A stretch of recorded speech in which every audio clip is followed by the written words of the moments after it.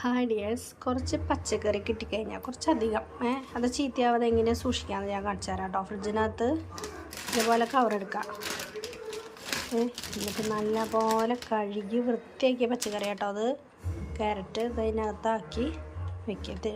കഴുകി വൃത്തിയാക്കുമ്പോൾ വെള്ളം വാർന്ന് വെച്ചാൽ മതി. വെള്ളം അതിനകത്ത് ഉണ്ടായാലും കുഴപ്പമില്ല, കേട് വരുമൊന്നുമില്ല. ഇത് കണ്ടോ, ഇത് ബീട്രൂട്ടാണ് കേട്ടോ. കണ്ടോ, കഴുകി വൃത്തിയാക്കി മണ്ണെല്ലാം കളഞ്ഞ് നീറ്റാക്കിയ ബീട്രൂട്ടാണേ.